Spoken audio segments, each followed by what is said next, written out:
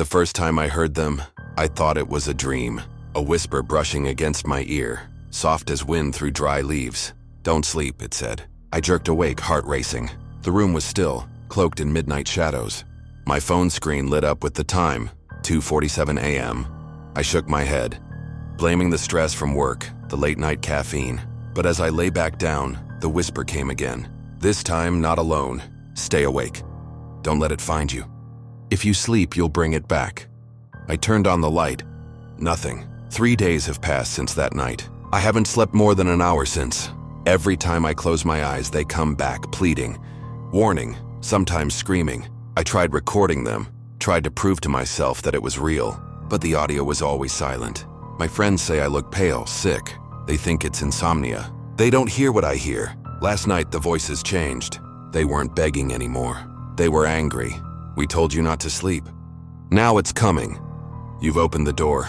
The worst part, I think I saw it. A shape in the corner of my room, tall and twisted, only visible in the blink between sleep and waking. I blinked again. It was gone, but I'm sure it left something behind. The air in my apartment feels heavier. I hear tapping now at the window, the walls, even the inside of my closet. I'm writing this with my back against the door, every light in the house turned on. My body is exhausted, but the voices haven't come tonight. That's what scares me most, because the silence means it's already here. I didn't realize I had dozed off until I woke to the sound of my own scream. The lights were off. Every single one. Even my phone was dead, though it had been charging.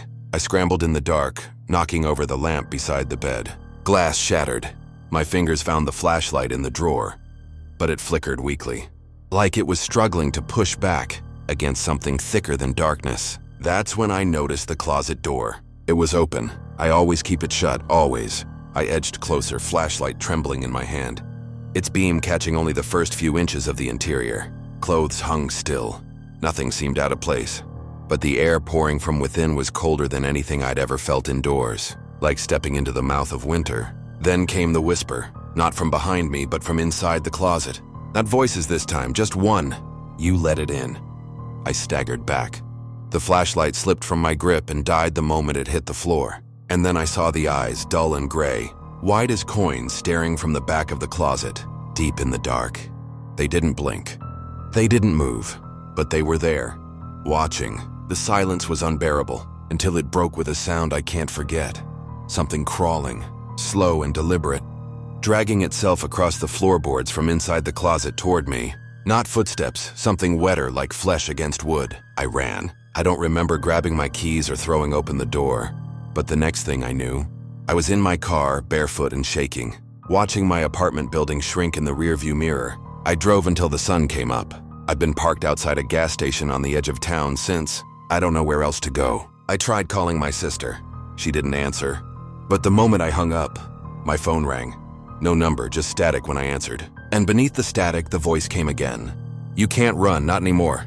It's been 6 days now. I haven't gone home. I've slept in parking lots, cheap motels, even once in the back of a church. But it doesn't matter anymore. The thing followed me. It never needed the apartment. It needed me. And sleep was the door. I tried staying awake. I tried caffeine, pills, pain. Nothing works forever. Eventually, the body gives in. And when I finally passed out in a 24-hour diner bathroom, it came through. This time I saw it clearly. It had no face, only a mask of stretched skin, tight and grinning, like someone trying to remember what a human smile is supposed to look like. Its limbs bent the wrong way. It didn't speak. It didn't have to, because now it lives in me. I feel it moving behind my eyes. I see flickers of its world when I blink, a ruined place of ash and bone, where the sky is always red and the ground screams. The voices weren't trying to haunt me. They were trying to protect me. They knew. They warned me. But I didn't listen. I'm writing this from a bench in the middle of nowhere. I haven't seen another person in hours. I don't know what happens next, but I know it's only a matter of time. I'm slipping. I feel its thoughts mingling with mine. I don't know where I end and it begins anymore. So please, if you're reading this, don't try to find me. Don't try to help. And whatever you do, don't fall asleep.